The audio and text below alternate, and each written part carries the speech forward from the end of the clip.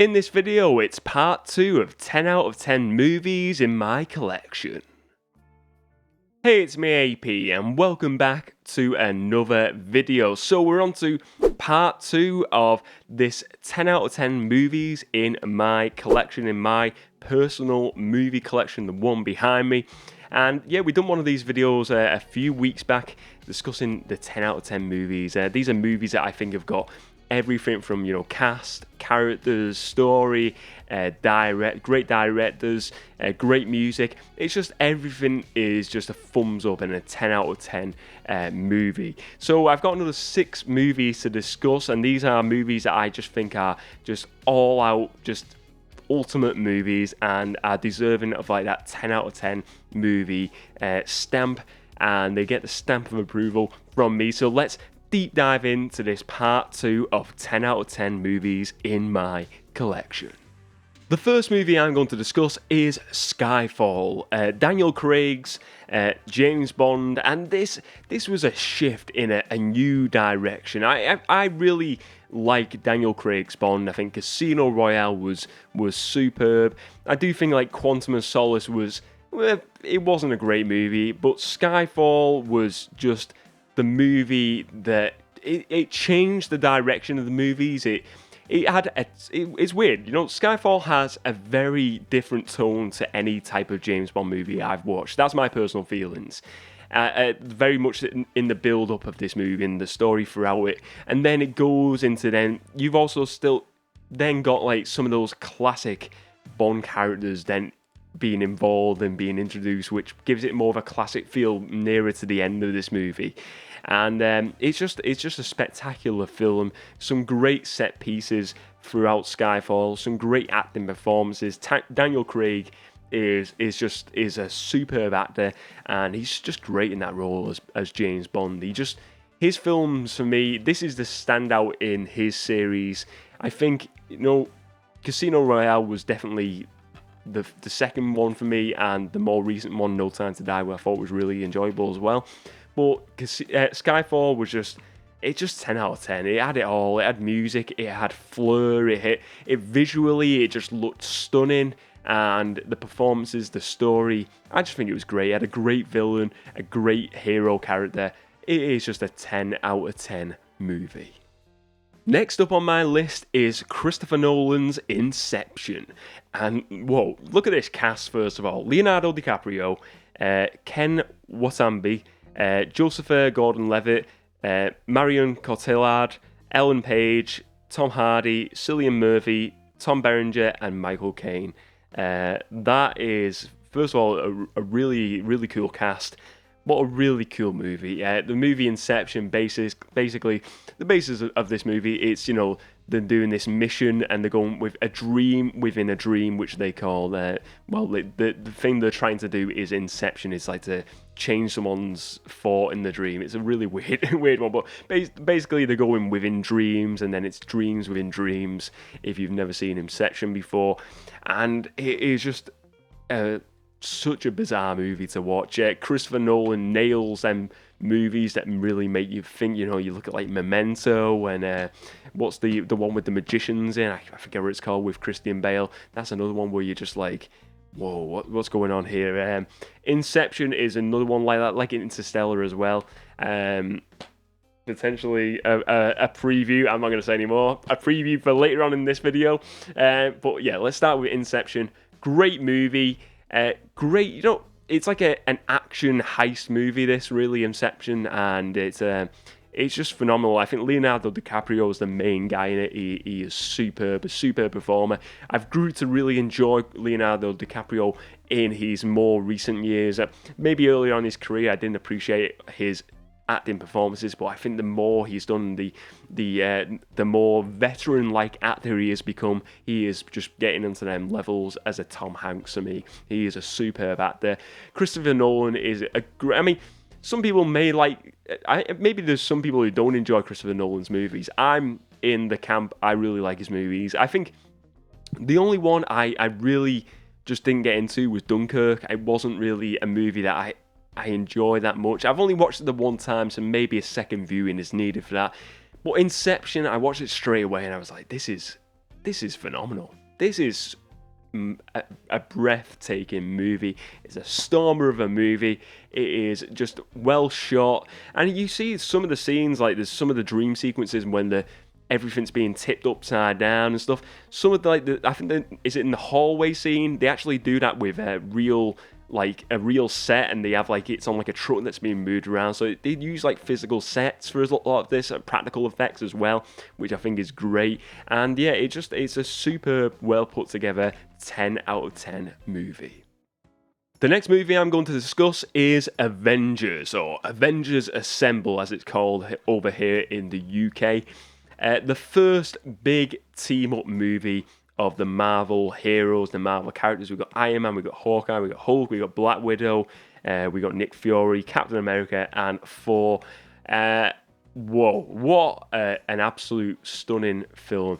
I think nowadays I certainly do, I suppose I take for granted how much of a big thing superhero team-up movies are, and even, I mean, big ensemble team-ups like Avengers and Justice League, but even the small-time team-ups, because really, I mean, until Avengers come along, we had nothing like that. We never had anything like that in the 90s or the 80s or anything like that. It was just, these movies were, look, I think growing up in the 90s, I had the Batman movies, the George Clooney one, we had the Keaton ones, the Val Kilmer one, we had the Spider-Man with Tobey Maguire.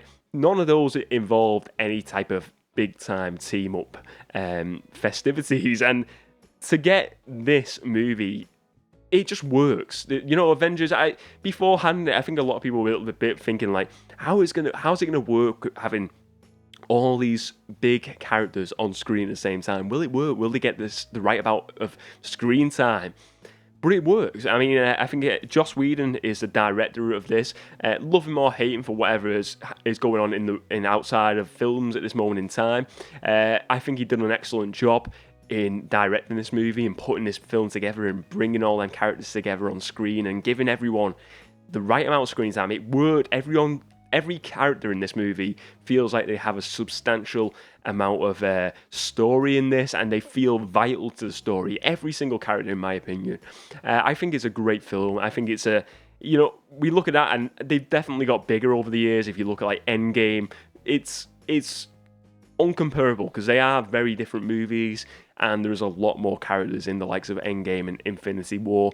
But these were the building steps, these were growing steps, and this still is such a big deal in comic book movies, in movie history. Avengers Assemble, I think, is a great film. The first Avengers movie is a stepping stone of movie history. It is a fantastic film. It is a 10 out of 10 movie for me. Next up on my list is The Lord of the Rings, The Fellowship of the Ring. This is a 10 out of 10 movie. Definitely no sort of arguments against it for me. I think it's just 10 out of 10. I watched the film, as a kid. I don't think I watched it at the cinema. I watched it probably on VHS or DVD. Probably VHS at the time. But this is just, it's great in it. Fellowship of the Ring. I just love the story. I love that universe, that world of Lord of the Rings. And this just is the best. It's the best. It's the best film. I think, the second one is great as well, but to open up your eyes to the world of this Tolkien world of Lord of the Rings, it's great. The sets are amazing. The music's great. The casting of the characters is phenomenal. I'd never had read the book prior to watching the movies, so I had nothing to go. I couldn't compare it to any type of source material. So I watched the movies and I really enjoyed the movies. I thought it was a great story, the first one, and I've since read the book, the Fellowship of the Ring book, the audio book, and that's a long book, and there is definitely stuff that was cut out of it. But I feel like the movie, for a 2.5 hour, 3 hour movie, they put all the right stuff in, and they put the most important stuff, and they were really similar to the Harry Potter movies. I think they adapted them really well. Just going off that first book anyway, I thought it was a great adaptation. And like I said, the casting, you just look at the cast. All those, I know they're meant to be doing this reboot Lord of the Rings TV show at Amazon soon, and I'm looking forward to that. I'm not disappointed over that. I think it's going to be interesting to watch. But I think I will always go back to this original movie and the original trilogy. To me, the Hobbit movies didn't live up to what these had shown us before. I think these were spectacular. I don't think the Hobbits were up to the same level as the original Lord of the Rings trilogy. I think these just visually were stunning to look at. You look at the sets like Rivendell, the Shire, and to think they built all these sets physically, and all of the, one thing, like a big gripe of mine over the Hobbit movies was like the visuals. A lot of it looked more like digital effects on the costumes. I'm sure maybe they did have some of the stuff on the monsters and the, all the evil like characters. I'm trying to think what the creatures are called now, but if you look at the costumes and the behind the scenes stuff on this, it's all like makeup and prosthetics, and it's all done like with a lot more care and a lot more effort. And I feel like this had a lot of care from Peter Jackson as the director. He was, even though he directed the Hobbit ones, he was thrown into it at the start of filming. This was a passion project, wasn't it? A real passion project of his, and he nailed it. He gives us a 10 out of 10 movie. Fellowship of the Ring. You don't even have to watch all of them. I can watch this and just enjoy this one, and I don't feel like I have to watch them all, even though I do enjoy watching them all. But this one is just a worthy watch, a 10 out of 10 classic. So the next movie on my list is Rocky, the first Rocky movie. And why the first Rocky movie? Look, I probably could choose any of the first 4 Rocky movies. I think they're all great movies.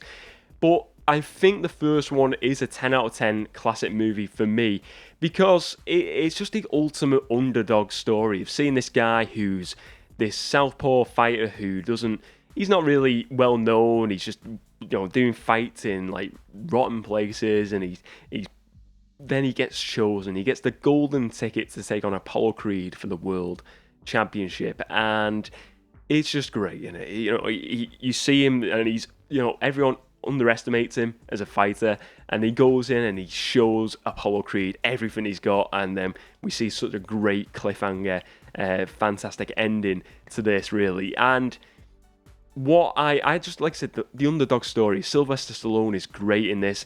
The music in Rocky, all the Rocky movies, music-wise, they are all 10 out of 10. This is no different, this one. The cast and the characters, it's got really has a classic movie vibe. Some people may watch this now and say it's dated.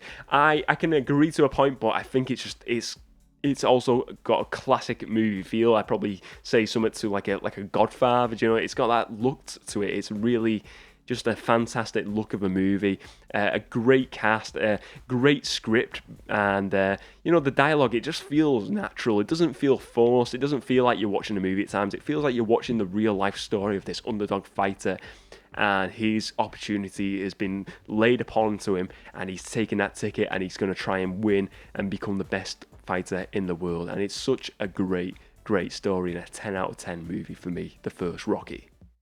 So the final movie I want to discuss is Interstellar. I did tease this earlier when I was discussing Inception, but Interstellar, directed by Christopher Nolan, starring Matthew McConaughey, Anna Hathaway, Jessica Chastain, and Michael Caine.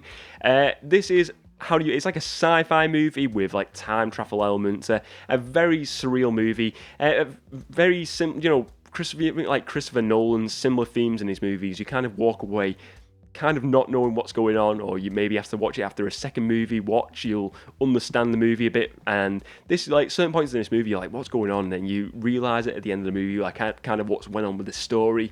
Matthew McConaughey is like this, a pilot for NASA, ex-pilot, and then they re-recruit him. The world's dying. They're going to run out of food and everything, and he's got to fly to a new habitable planet. That was a tough word for me, and to try and save the human race. But it's just a great story, a story of family, really. His daughter, his son, superb storytelling, great story, and great music, great visuals, great characters.